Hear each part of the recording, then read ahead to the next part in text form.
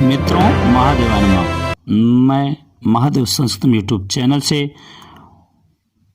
राधिका नंदन बोल रहा हूँ। आप सभी मित्रों का फिर से मैं स्वागत करता हूँ। बहुत बहुत स्वागत और अभिनंदन करता हूँ। हम लोग संपूर्ण संस्कृत व्याकरण की श्रृंखला पढ़ रहे हैं। इसी क्रम में आज हम लोग इसके पहले हम लोग कारक प्रकरण के 3 पार्ट पढ़ चुके हैं। इसके जस्ट पहले हम लोगों ने द्वितीय विभक्ति का अध्ययन किया है। द्वितीय विभक्ति के कुछ और सूत्र हैं, इनको हम देखेंगे। द्वितीय विभक्ति अर्थात कर्म कारक के कुछ सूत्र को। तो इस पार्ट में हम लोग अधिसिंग स्थासाम कर्म को देखेंगे, पढ़ेंगे। फिर अभिनिविशिष्ट को पढ़ेंगे और उपान्वध्यांग वसा 3 सूत्र पढ़ेंगे। अधिसिंग स्थासाम कर्म, अभिनिविशिष्ट, उपान्वध्यांग वसा। इसके पहले हम लोगों ने कर्तुरिषितम कर्म को पढ़ा, कर्मणि द्वितीया को पढ़ा और अकथितम चा को पढ़ा। तो उम्मीद है वीडियो हमारा प्रयास आपको पसंद आता होगा। यदि पसंद आया तो चैनल को लाइक करें, सब्सक्राइब करें, शेयर करें। आइए चलते हैं अपने सूत्र की तरफ। स्लाइड में आपको दिख रहा होगा अधिसिंग स्थासाम कर्म। अधिसिंग स्थासाम कर्म हम लोग द्वितीय विभक्ति कर्म कारक पढ़ रहे हैं। ये क्या कहता है? अधिसिंग स्थासाम कर्म। देख लें, फिर से बोले एक बार। अधिसिंग स्थासाम कर्म, यह अष्टाध्याय के प्रथम अध्याय के चतुर्थ पाद का 46वां सूत्र है। ये कहता है कि अधि उपसर्ग यदि सिंग स्था और आस धातु से ठीक पहले लगाओ, यदि अधि उपसर्ग पूर्वक सिंग स्था और आस धातु अर्थात सी धातु, स्था धातु, आस धातु के ठीक पहले लगा हो तो इसके आधार की कर्म संज्ञा होती है। अर्थात आधार की अधिकरण संज्ञा ना होकर कर्म संज्ञा कहती है। अब देखिए, यदि कहते हैं यदि सी धातु हो अर्थात सोने का अर्थ हो, स्था धातु हो ठहरने का अर्थ हो और आस बैठने का अर्थ हो, इन धातुओं का प्रयोग हो और इन धातुओं को ठीक पहले अधिक उपसर्ग लगा हो तो इस क्रिया के आधार की आधार संज्ञा ना होकर कर्म संज्ञा होगी। आइए देखते हैं फिर ये फिर देख ले अर्थ। एक सिंग स्था और आस धातु, इन 3 धातुओं के पहले यदि अधिउपसर्ग जुड़ा हो तो इनके आधार की कर्म संज्ञा होती है। अर्थात कर्म संज्ञा होती है तो उसके बाद कर्मणि द्वितीय से उसमें द्वितीय विभक्ति का विधान होता है। अब देखिए उदाहरण के माध्यम समझते हैं। देखिए यहाँ अधितिष्ठति में तिष्ठति ये स्था धातु है, इसके ठीक पहले आदि उपसर्ग लगा है तो इसके आधार जो इसका आधार होगा उसकी कर्म संज्ञा हो जाएगी। अधिकरण संज्ञा ना होकर कर्म संज्ञा होगी। अब देखिए अधितिष्ठति बैठने का आधार है सिंहासन, तो सिंहासन न होकर उसकी कर्म संज्ञा हुई। कर्मणि द्वितीय से उसमें द्वितीय विभक्ति प्रयोग होकर सिंहासनम बना और पूरा उदाहरण बना राजा सिंहासनम अधितिष्ठति, राजा सिंहासन पर बैठता है। यदि केवल तिष्ठति होता, अधिना होता तो सिंहासने होता या सिंहासने राजा सिंहासने तिष्ठति ऐसा होता। क्योंकि स्था धातु तिष्ठति के ठीक पूर्व अधि लगा है इसलिए ये सिंहासन की कर्म संज्ञा हुई और कर्मणि द्वितीय से द्वितीय विभक्ति प्रयोग होकर राजा सिंहासनम अधितिष्ठति बना। दूसरा उदाहरण है हरि वैकुंठम अध्यास्ते। यहाँ देखिए आस धातु, अध्यास्ते में आस धातु है और उसके ठीक पहले अधि उपसर्ग है तो सूत्र आया अधिसिंग स्थासाम कर्म।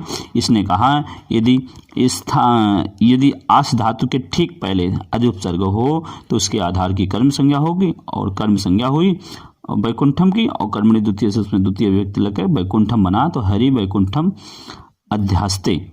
यदि हरि अधिना उपसर्ग न लगता तो बनता हरि वैकुंठे आस्ते, हरि वैकुंठ में बैठते हैं ऐसा बनता।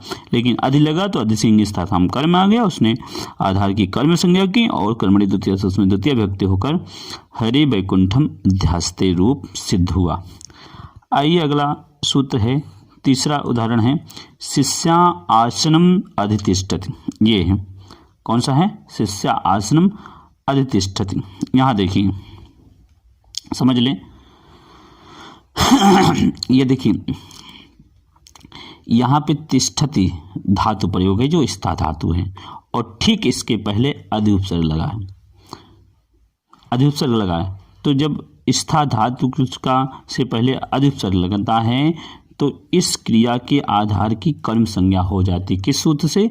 तो अधिसिंग स्थासाम कर्म से। तो अधितिष्ठति का आधार है आसन, तो उसकी कर्म संज्ञा हुई और कर्म से होने के बाद उसमें कर्मणि द्वितीय लगा और द्वितीय विभक्ति लगकर बना आसनम। और पूरा उदाहरण बना शिष्या आसनम अधितिष्ठति। यदि अधितिष्ठति के पहले अधि उपसर्ग ना लगता तो उसकी आधार ही संज्ञा होती और आधार होकर उसमें सप्तम्य अधिकरण चा से सप्तमी विभक्ति लगकर शिष्या आसने अधितिष्ठति बनता। क्योंकि अधि लगाए तो इसकी आधार की कर्म संज्ञा हुई और बना आसनम। उम्मीद है समझ में आ गया होगा। फिर है शेते, सी धातु है शेते। और देखिए मुनिशिलाम अधिशेते, ये दूसरा उदाहरण है। इसमें शेते धातु का प्रयोग है और शेते धातु के पहले अधि उपसर्ग लगा है तो उसकी आधार शिलाम की कर्म संज्ञा हुई अधिसिंग स्थासाम कर्म से कर्म संज्ञा हुई और कर्मणि द्वितीय से उसमें द्वितीय विभक्ति लगकर शिलाम बना। मुनि शिलाम अधिशेते, मुनि शिला पर सोते हैं। आइए अगला उदाहरण देखिए। अगला उदाहरण आपको दिख रहा होगा। सा पर्यंकम अधिशेते, वह पलंग पर सोता है। अब देखिए यहाँ पे सिंह शेते शी धातु का प्रयोग है, उसके ठीक पहले अधि उपसर्ग लगा है। तो जब से शी धातु के प्रयोग से पहले ठीक यदि अधि उपसर्ग लगा हो तो अधिसिंग स्थासाम कर्म से उसकी आधार की कर्म संज्ञा हो जाती है। तो अधिशेते का आधार है पर्यंकम, तो पर्यंकम की कर्म संज्ञा हुई। उसके बाद कर्मणि द्वितीय से द्वितीय विभक्ति होकर पर्यंकम बना। साह पर्यंकम अधिशेते, वह पलंग पर सोता है। यदि कर्म संज्ञा ना होती तो उसकी अधिकरण ही रहता और पर्यंके बनता। अब आइए इसको समझ लें।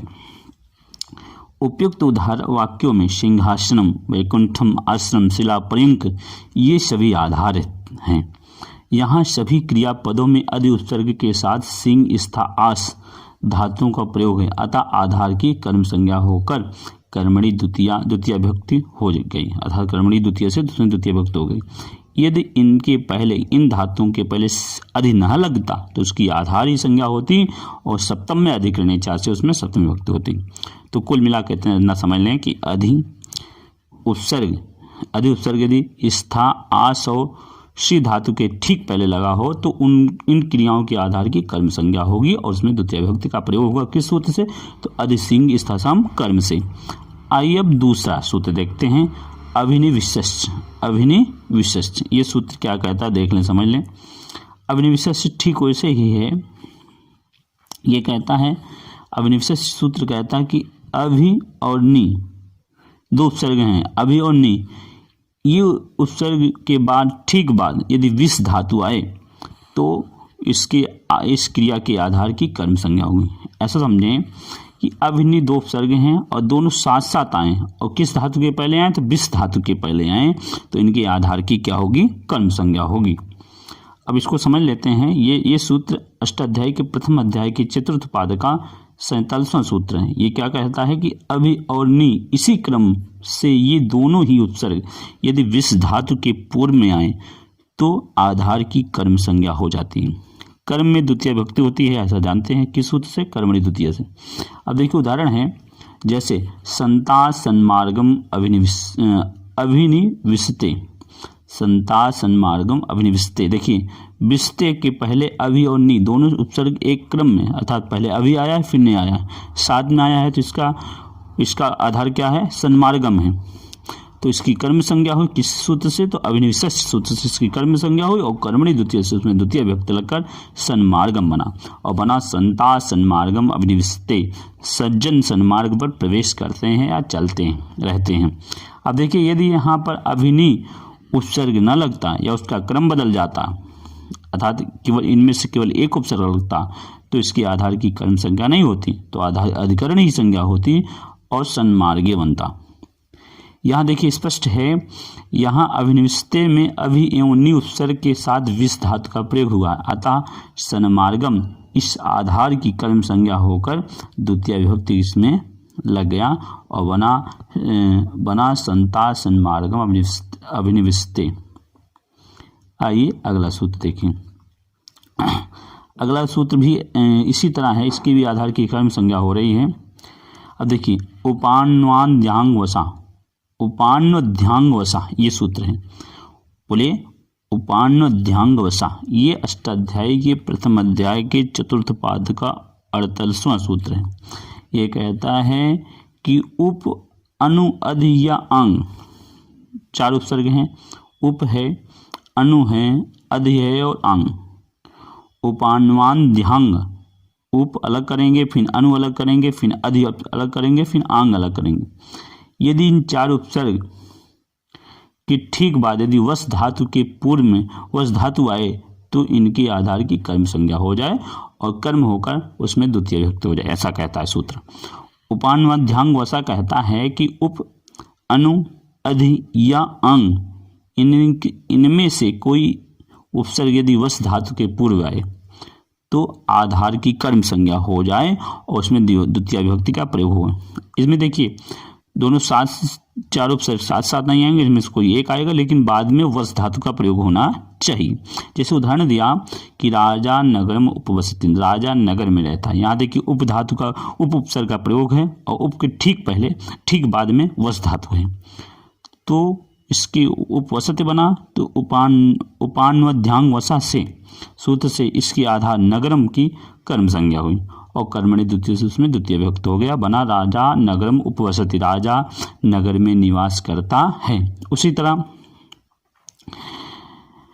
राजा नगरम अनुवसति, राजा नगरम अधिवसति, राजा नगरम आवसति। यदि उप, अनु, अधि, अंग ये उपसर्ग न लगे तो इसकी आधार की आधारी संज्ञा होकर राजा नगरे उपवसति, राजा नगरे वसति बनेगा रूप। ठीक है, इसको स्पष्टीकरण इन्होंने दिया है इस प्रकार कि वस धातु के पूर्व, वस धातु के पूर्व, या देख लीजिए ये कहते हैं यदि वस धातु के ठीक पूर्व उप, अनु, अधि एवं अंग उपसर्ग का प्रयोग हुआ है अतः आधार नगर की कर्म संज्ञा हो गई और उसमें द्वितीय विभक्ति का प्रयोग हुआ है।